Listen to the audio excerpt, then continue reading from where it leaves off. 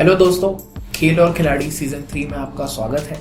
मैं हूं आपका होस्ट विशु मिश्रा और जैसे हमने आपसे वादा किया था, हर एपिसोड में हम आपको एक नई शख्सियत, एक नई पर्सनालिटी से मिलवाते रहेंगे। दोस्तों, इस वक्त हमारे साथ स्टूडियो में मौजूद हैं आकाश खंडेलवाल, जो आर्टिस्ट नेम एके से भी जाने जाते हैं। आज हम दोस्तों डिस्कस करने जा रहे हैं बी बॉइंग, ब्रेक डांसिंग, जो एक अपकमिंग स्पोर्ट्स है ओलंपिक्स 2024 में। इस स्पोर्ट्स का मैं आपको थोड़ा सा एक इंट्रोडक्शन देना चाहता हूँ और वो इंट्रोडक्शन देने के लिए मैं आर्नोल्ड श्वार्ज़नेगर की बुक बॉडी बिल्डिंग को थोड़ा कोट करूँगा।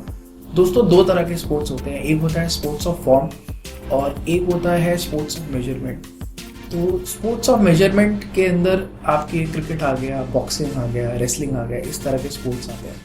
और स्पोर्ट्स ऑफ फॉर्म के अंदर जैसे आपका जिम्नास्टिक्स है, जैसे आपका डाइविंग है और कई तरह के जो डांस फॉर्म है वो उसके अंदर आते हैं। ब्रेक डांसिंग एक बहुत ही यूनिक स्पोर्ट्स है जो अपने आप में एक आर्ट भी है और अपने आप में एक स्पोर्ट्स भी है। आज हम आकाश से इसके बारे में और डिटेल में बात करेंगे कि ये स्पोर्ट्स क्या है और इसकी क्या महत्वता है इंडिया के लिए। तो स्वागत है आपका शो में आकाश। हेलो विशु। आकाश, आप हमें थोड़ा सा डिटेल में बी बॉइंग या जो ब्रेक डांसिंग जिसे हम स्पोर्ट्स कह रहे हैं, इसकी हमें आप थोड़ी सी हिस्ट्री बताइए कि ये स्पोर्ट्स शुरू कैसे हुआ है और कहाँ से आया है। तो बेसिकली बी बॉइंग जो है, इसका एक्चुअली में जो वर्ड हम लोग यूज़ करते हैं वो है ब्रेकिंग। और ये ब्रेकिंग जो डांस फॉर्म है ये ब्रॉन्क्स में शुरू हुआ था, न्यूयॉर्क में 1970s में, अर्ली 1970s मिड 1970s के आसपास, और लेटर 1970s तक आता है थोड़ा डेवलप हो गया था ये डांस फॉर्म। और फिर उसके बाद अराउंड 1982 ये थोड़ा ग्लोबल जाने लगा, जापान जर्मनी साइड पे जाने लगा।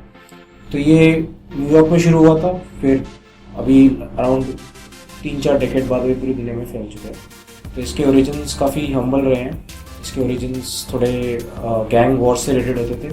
न्यूयॉर्क में जब अलग अलग गैंग्स आपस में लड़ती थी, तब एक म्यूचुअल अंडरस्टैंडिंग से इन लोगों ने ये डिसाइड किया कि अब हम लड़ेंगे नहीं, वायलेंस को स्टॉप करेंगे और हम लोग उसी वायलेंस की जो एनर्जी है उसको हम लोग डांस फॉर्म्स में कन्वर्ट करेंगे, डांस बैटल्स में। तो ये डांस बैटल्स करने शुरू हुए थे। बी बॉइंग जो था, ब्रेकिंग जो था, वो डांस बैटल्स के थ्रू होने लगा। तो उसके अराउंड ही पूरा एक जैम होता था, उसके अराउंड पूरा एक हिप हॉप का कल्चर बना और उसमें अलग अलग एलिमेंट्स थे, जैसे डीजेइंग हो गया, एक एमसीइंग हो गया जो हम रैप बोलते हैं आज के टाइम पे, एक इसमें ब्रेक डांस हो गया जिसे ब्रेकिंग बोलते हैं, एक ग्राफिटी हो गया जो आप देखते हैं आर्ट होता है दीवारों पे, और एक फिफ्थ एलिमेंट और है नॉलेज। तो ये 5 एलिमेंट्स से मिलकर हिप हॉप कल्चर बनता है। उसमें से एक ब्रेक डांस और ब्रेकिंग करके कल्चर एक एलिमेंट और है, और बाकी और डांस स्टाइल्स होते हैं जैसे पॉपिंग, लॉकिंग और मॉडर्न स्टाइल्स हैं, क्रम्प और वैकिंग, ये सब। बट ब्रेकिंग जो है वो मेन अभी जो जिसमें हम बात करें। जी, तो दोस्तों, आकाश के बारे में बहुत मैं आपको इंटरेस्टिंग चीज़ बताना चाहूँगा। ये मल्टी टैलेंटेड है। इन्होंने बी बॉइंग या जिसे हम ब्रेक डांसिंग करें, ये स्पोर्ट्स भी इन्होंने खेला है पिछले 15 साल से। इनका एक क्रू था D2BX, दिल्ली 2 बहादुरगढ़, और इसके साथ साथ ये MC और रैपिंग भी इन्होंने करी है और ये फिल्म मेकर भी है। तो इनके पास एक होलिस्टिक और एक पूरा पर्सपेक्टिव है स्पोर्ट्स के बारे में। तो हम थोड़ा जानने की शुरुआत करेंगे कि जो उन्होंने ग्रुप बनाया ब्रेकिंग का, D2BX, वो बनाने के आपको इंस्पिरेशन कैसे आई, और आप थोड़ा हमें पीछे ले चलिए 15 साल पीछे, जब ये बी बॉइंग का जो स्पोर्ट्स है ये उठ रहा था, उसके बारे में आप थोड़ा सा बताइए। तो ब्रेक डांस के अलग अलग फॉर्म्स थोड़े एमेचर लेवल पे इंडिया में हमेशा से रहे हैं। जैसे बॉलीवुड फिल्म भी देखोगे पुरानी, तो उसमें कुछ एलिमेंट्स देखेंगे। बट 2007-6 के आसपास ब्रेक डांसिंग जो है, जो ब्रेकिंग है, वो थोड़े अच्छे मैच्योर तरीके से दिखने लगी दिल्ली के और इंडिया के बड़े बड़े शहरों में, जैसे बॉम्बे, दिल्ली, बैंगलोर, चेन्नई, कोलकाता में ज़्यादा दिखने लगी। तो वही टाइम पे बॉम्बे में भी, दिल्ली में भी, अलग अलग शहरों में हमने क्रूज बनाए। तो हमारा जो दिल्ली में जो क्रू था उसका नाम था D2BX, जिसके अलग अलग फुल फॉर्म थे। एक दिल्ली 2 बहादुरगढ़ एक्सप्रेस था, फिर दिल्ली 2 ब्रॉन्क्स था, फिर हम ब्रॉन्क्स के डांस फॉर्म को एक्सप्लोर कर रहे थे। तो ये डांस थे। तो फिर हम आपस में क्रूज सब मिलने लगे। हम लोग बेसमेंट से मिलते थे, हम वहाँ जैम्स करते थे, कहीं पर किसी के घर पे मिले तो वहाँ पर हम लोग ऐसे साइफर्स करते थे जिसमें आपस में सब बी बॉयज मिलकर डांस करते हैं। तो ये 2007, 8, 9, 10 इसके अराउंड होने लगा। फिर काफ़ी सारे कॉम्पिटिशन्स होने शुरू करे, बहुत छोटे लेवल पे शुरू होने लगे कॉम्पिटिशन्स। तो पहले तो एक रूम में करते थे, एक हॉल में करते थे, फिर हम लोगों ने काफ़ी अरीनास भी करने शुरू करे, तो 500, 700, 1000 लोग तक आने लगे इन जैम्स में। तो ऐसी शुरुआत हुई, ज़्यादातर इंडिया में इसी तरीके की शुरुआत हुई। बाय 2012 आई वुड से कि बीबॉइंग अच्छी तरह दिखने लग गई थी इंडिया में। जी, तो देखिए दोस्तों, अब ये स्पोर्ट्स ओलंपिक में आ रहा है और पिछले आप देखिए 15 साल के अंदर ये स्लोली अंडरग्राउंड लेवल से उठा है और जैमिंग जिसको बोल रहे हैं वो ये एरिना है जहाँ पे ये कॉन्टेस्ट हो रहा है आपका।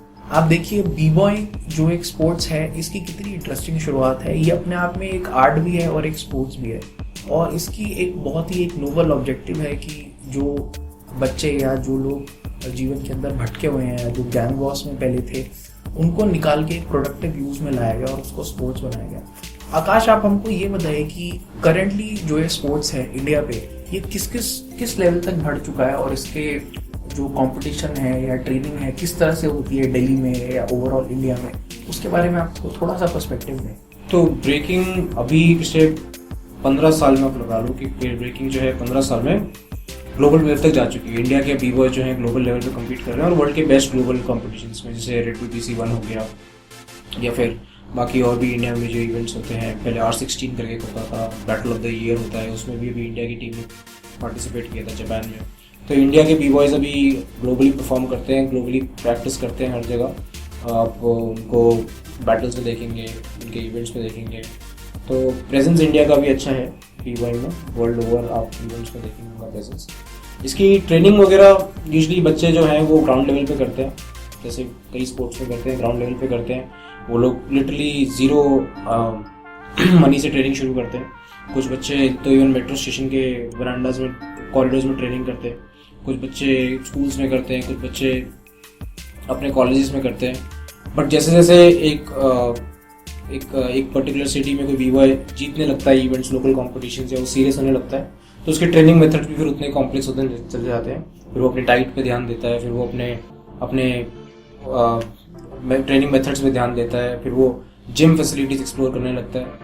तो ऐसे अब धीरे धीरे, और जैसे जैसे अब ये ज़्यादा इंटरनेशनली पार्टिसिपेट कर रहे हैं बी-बॉयज इसमें, तो और ज़्यादा सोफिस्टिकेटेड ट्रेनिंग्स शुरू हो रही है बी-बॉय। जी, तो आकाश ने बहुत इंटरेस्टिंग बात बताई कि बी-बॉय ट्रेनिंग कहीं भी करी जा सकती है और इसके अंदर बहुत एक स्ट्रीट एलिमेंट है। इन्होंने बताया मेट्रो के वरांडाज में बच्चे ट्रेन करते हैं, वो पार्क में ट्रेन करते हैं, स्कूल्स में भी ट्रेनिंग होती है। आकाश, इस शो को बहुत छोटे बच्चे भी देख रहे होंगे, 12, 14, 15 साल के, जो अपनी एनर्जी एक स्पोर्ट्स के अंदर डाइवर्ट करना चाहते हैं। तो अगर कोई बच्चा, जैसे ओलंपिक्स में स्पोर्ट्स आ रहा है, एक ये ब्रांड न्यू स्पोर्ट्स है और इंडिया के अंदर इसका एक वाइब भी है, कोई नया बच्चा अगर इसके अंदर पार्टिसिपेट करना चाहता है और वो जानना चाहता है कि क्या उसके अंदर वो है कि वो बी-बॉय बन सकता है या ब्रेक डांसिंग कर सकता है, तो उसको किस तरह की ट्रेनिंग करनी पड़ेगी या उसको कहाँ अप्रोच करना पड़ेगा इसकी ट्रेनिंग करने के लिए, और क्या क्या इसके अंदर चैलेंजेस रहेंगे किसी बच्चे के लिए? पहले तो आपको ये रियलाइज करना होगा कि ये स्पोर्ट से पहले एक डांस है और कि इसका ओरिजिन डांस, और ये डांस ही है मेजरली आज भी। तो इसको हम डांस से एसोसिएट करते हैं। तो डांस के लिए पहले आपका म्यूजिक का अंडरस्टैंडिंग, आपकी रिदम, आपका डांस का सेंस, आपका म्यूजिक का एक्सप्लोरेशन, आपके अलग डांसेस में भी थोड़े बहुत इंटरेस्ट होने चाहिए। आपको अंडरस्टैंडिंग होना चाहिए कि बाकी डांसर्स कैसे होते हैं, उनको कैसे समझ सकते हो। तो ये डांस का एलिमेंट पहले उसका बहुत स्ट्रॉन्ग करना पड़ता है। और क्योंकि ओलंपिक्स में जो ये आ रहा है, इसको हम डांस स्पोर्ट बोल रहे हैं, स्पोर्ट डांस करी कैटेगरी है ये, तो इसमें स्पोर्ट का एलिमेंट आता है क्योंकि कंपटीशन में होगा तो इसको स्पोर्ट्स की तरह हम बोल रहे हैं। बट किसी को अगर ये करना है तो इसको डांस की तरह पहले देखना है, उसके बाद इसको हम स्पोर्ट की तरह देखेंगे। स्पोर्ट तो कंपटीशन तक रहेगा बट डांस इसका मेन जो है जी जी। तो दोस्तों, बहुत अच्छा इंटरेस्टिंग डिस्कशन हुआ आज आकाश के साथ, जिनका आर्टिस्ट नेम मेके है।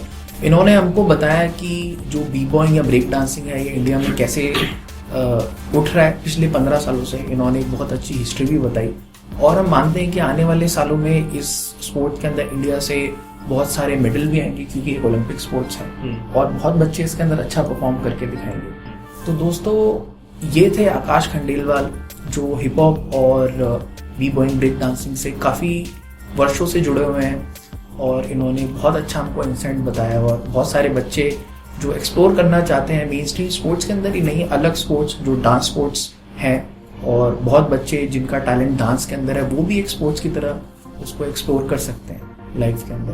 तो थैंक यू सो मच आकाश, आपने इतनी सारी इन्फॉर्मेशन हमारे साथ शेयर करी और इस कैटेगरी पे आपने थोड़ी सी रोशनी डाली। और मैं मानता हूँ कि आने वाले टाइम में और भी बी बॉयज़ हमको मिलेंगे जो इसके बारे में हमको बता पाएंगे और एक सही मार्गदर्शन कर पाएंगे आने वाले बच्चों के लिए। तो दोस्तों, ये थे आकाश खंडेलवाल और आज हमने कवर किया है ब्रेक डांसिंग। जुड़े रहिए रेडियो द्वारका के साथ। मैं हूँ आपका होस्ट विशु मिश्रा। धन्यवाद।